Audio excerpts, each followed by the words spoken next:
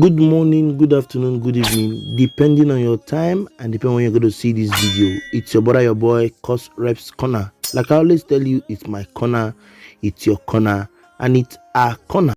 I don't wanna fall in love. I just wanna have some fun, yeah.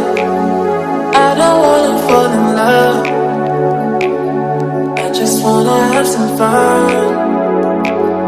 I don't wanna fall in love, fall in love, fall in love, fall in love, fall in love, fall in love, fall in love.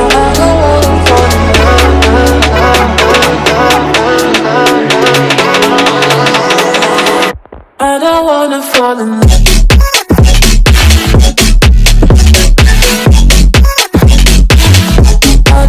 In today's video and in this particular video, I'll be sharing with us what the three candidates for the forthcoming 2023 election of Nigeria, what they addressed and what they spoke about at the just concluded, or I don't know if it's concluded now, so look, I don't know when I'll be bringing out this video, at the conference held by the Nigeria Bar Association. Okay, they had a program whereby they invited the three most closed raged competitors or contestants or candidates. That's talking about the candidate of the PDP, the APC, and the Labour Party. I also saw the candidate of the Habga Party and the NMPP. Okay, I saw all of them in that occasion. But this particular video I'm going to be showing the time given to the a particular party to express what its party is coming to show or to bring out to the world. So I'm going to show us a video whereby the person representing the People's Democratic Party PDP talking about their candidate Abubakar Atiku, what he said, talking about the person representing the APC, that's talking about Shetima, who happens to be the vice presidential candidate of the party, and also talking about the person representing the Labour Party, who happens to be our own dear Mr. Peter Obi. Okay, I'm going to be showing what they replied or the time they were given to address the conference, what they said their party would do, and how they presented it. But I have to say something here. This particular video will tell you what you need to know about these three candidates. I'm telling you the truth. You don't need more things to tell you. If and only if you can listen to what they said, I tell you the truth, you yourself will be baffled. It will shock you to the bones. But I'm also proud to say that yes, I feel that Peter Obi is one of the persons that have benefited from the judiciary of the Federal Republic of Nigeria, and he also said it because Peter Obi has been up and down from the court, and in all this period he has gone to court, he has won all his cases in the court without paying a kobo. He will still say it. Anyway, guys, I just came to share the videos with us. It will come in three badges, and the first one will be for Atiku Abubakar. The second one will be for Shetima, who is the vice presidential candidate of the APC, and Peter Obi, who is the presidential candidate of the Labour Party, while they address the congregation of the Nigeria Bar Association.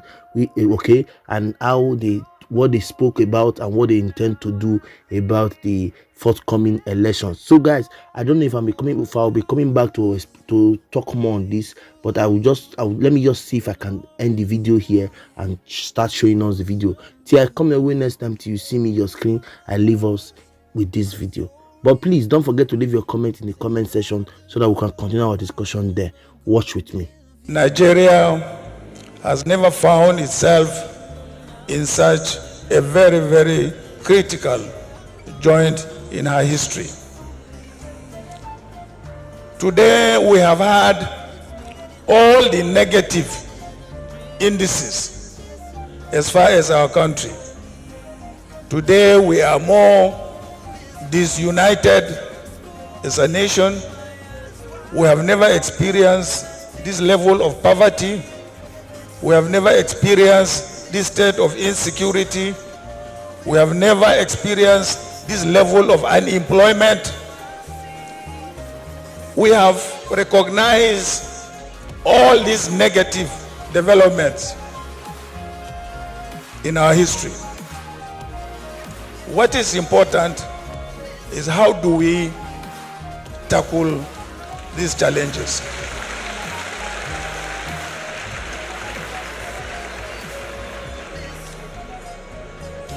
And this is where history and also experience beckon on us to make sure that we don't get it wrong at this point in time. Otherwise, if we get it wrong at this point in time, I don't know when we will ever get it right.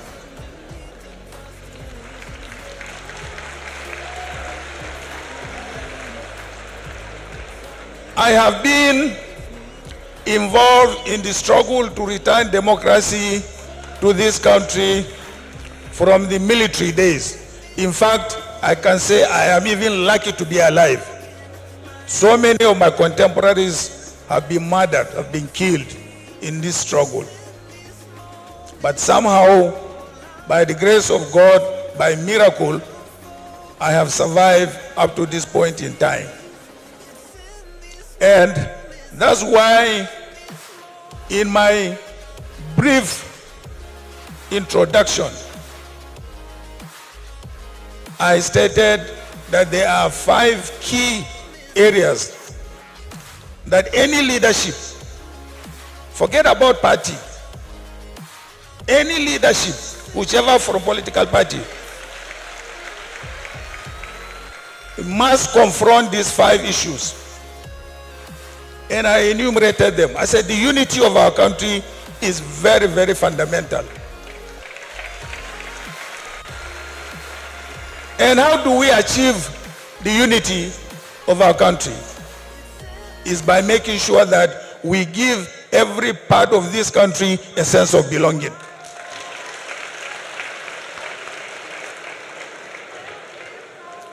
And somebody asked me, how do you give every part of this country a sense of belonging?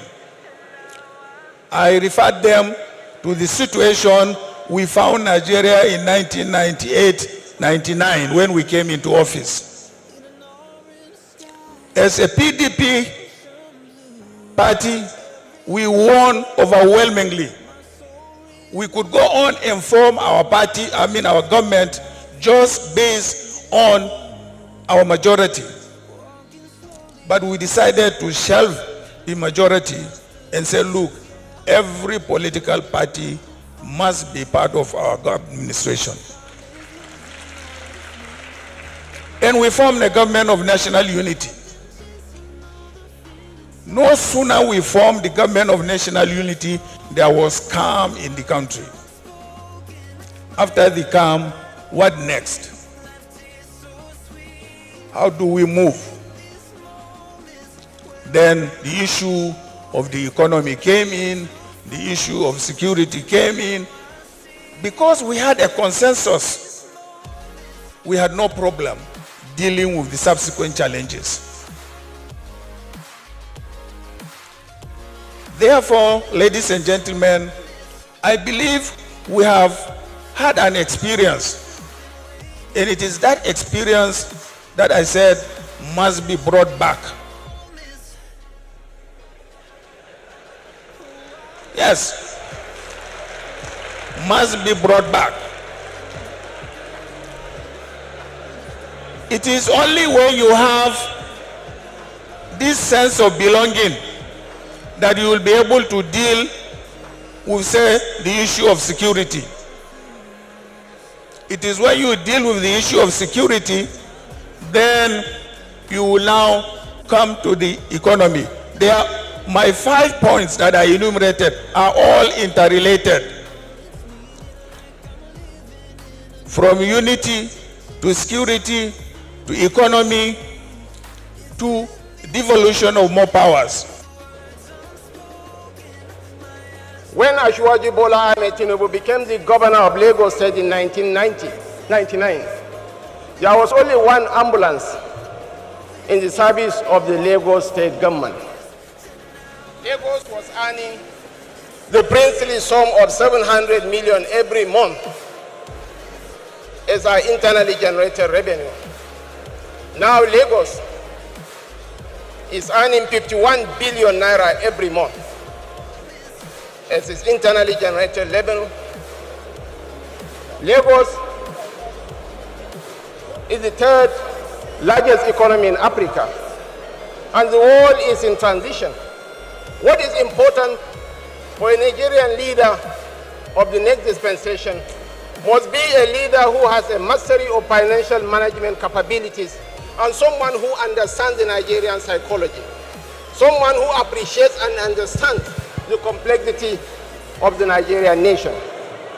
Here, you have a city boy who has transformed Lagos into a home for all. My brother seated here, he calls Lagos home, not Auka. Asiwaju Bola Ahmed Tinubu has established an excellent track record of performance. He has mentored men and women who are excelling in different fields of human endeavor. And the world is changing.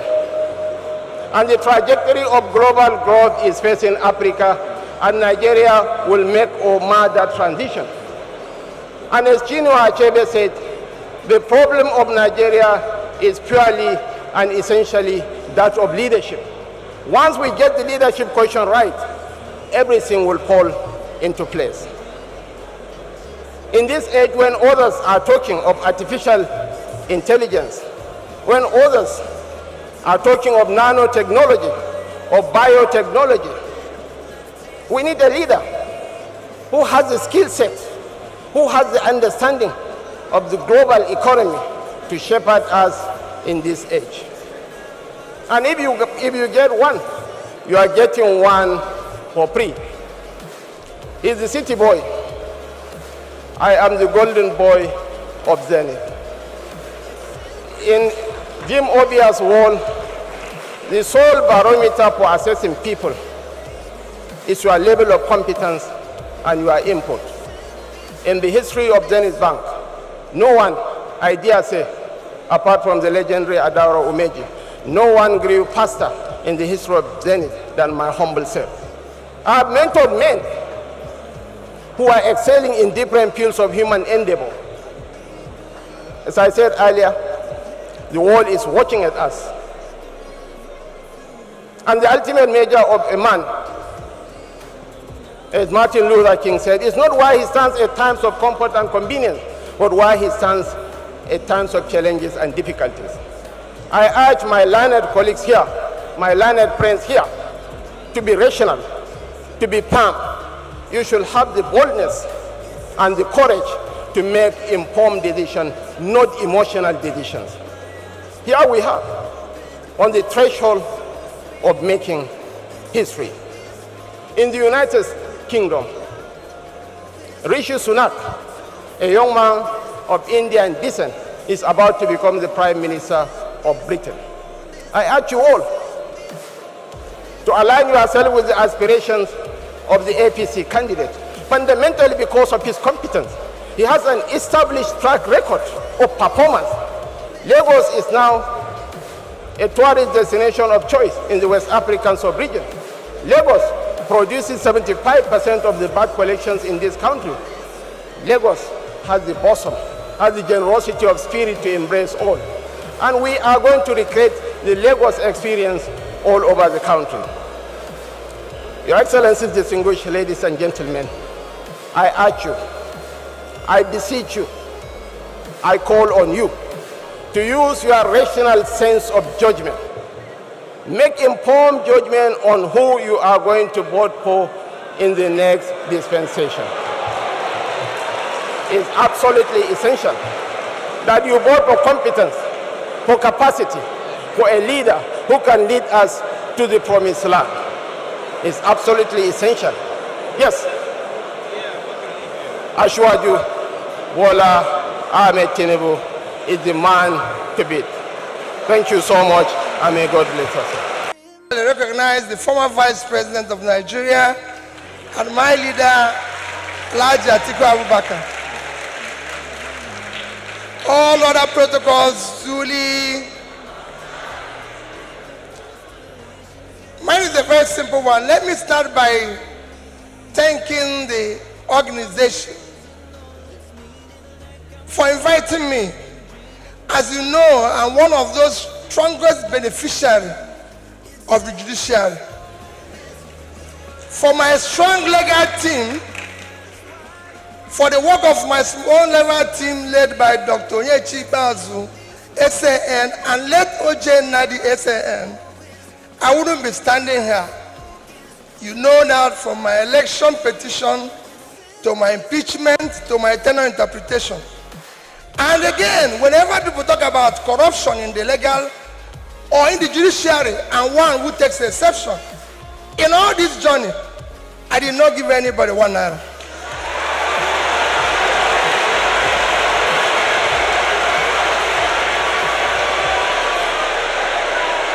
So for me,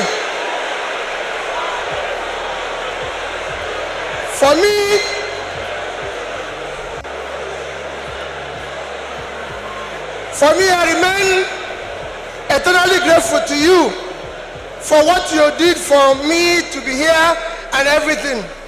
Our topic today is democratic transition in the 21st century Nigeria, 2023 and beyond. I think it's for great people like you or people like Chimamanda invited, but for me as a trader, I'll try to contribute in my own little way, the way I think we should go. For me, democracy have a simple description. Government of the people, by the people, for the people. That means everything about democracy is the people. And transition means changing from one thing to the other. And for me, Nigeria needs urgent transition from being a highly insecure country to a secure country, from a disunited country to a united country, from corruption to a transparent country, from a country of lawlessness to a country of law and order.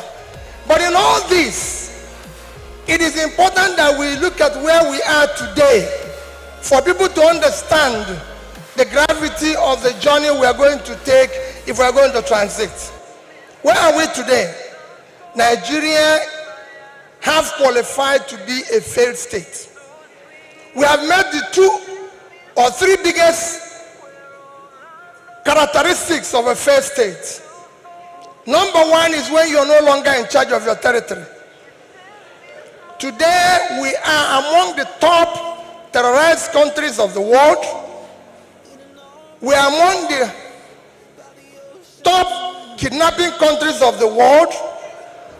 Banditry, criminality, bandits have taken over some parts of this country. Nigerians are being killed daily. All sorts of criminality is going on daily. Even our most important source of foreign exchange revenue, oil, is today 80% stolen. That shows how bad it is. We are the only country, apart from Venezuela, who we know is their own is because of sanctions, that is not meeting up its OPEC quota. Every other country is begging for increase, but Nigeria is not meeting up its own. And you wouldn't believe the quantity that is missing. In July alone, our total average, our quota is 1.8 million. In July, our total average was 1,083,000 barrels a day. That means that in July, we lost 707,000 barrels per day.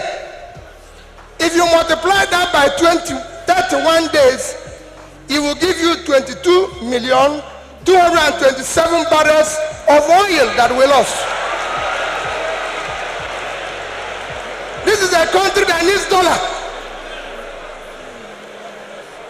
sell it, if you sell that oil, if you sell the quantity we lost, this is July alone, if you sell it at the average price of $110, it will give you $2,450,000,000, which at our rate of exchange of 550, you lost.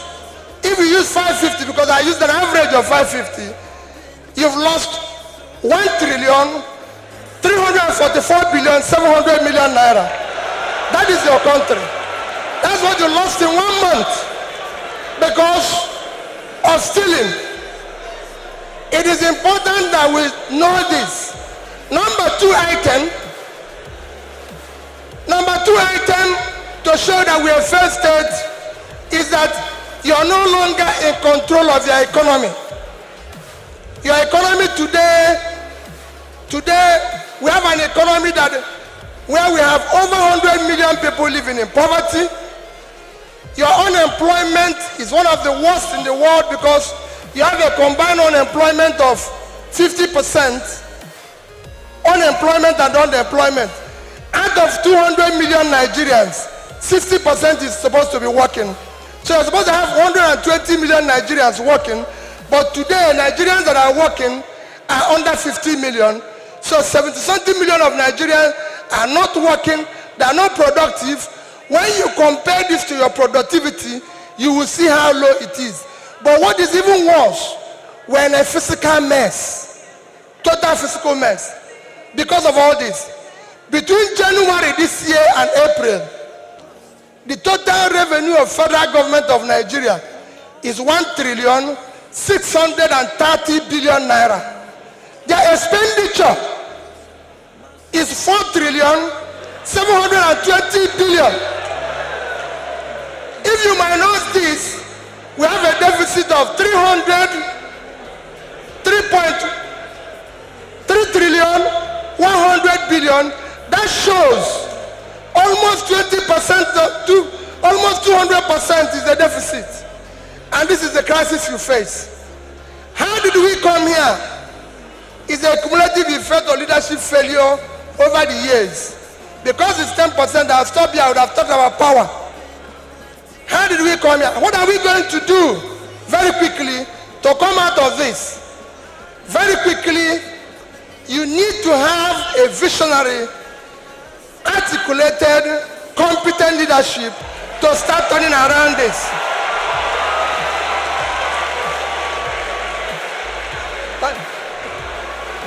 So next year, the time is up. I'll take it there. Now next year, your election you're going to have next year will not be about, remember, it is not about tribe, no religion, not connection, not entitlement. It must be election about character, competence, capacity, and commitment to deliver.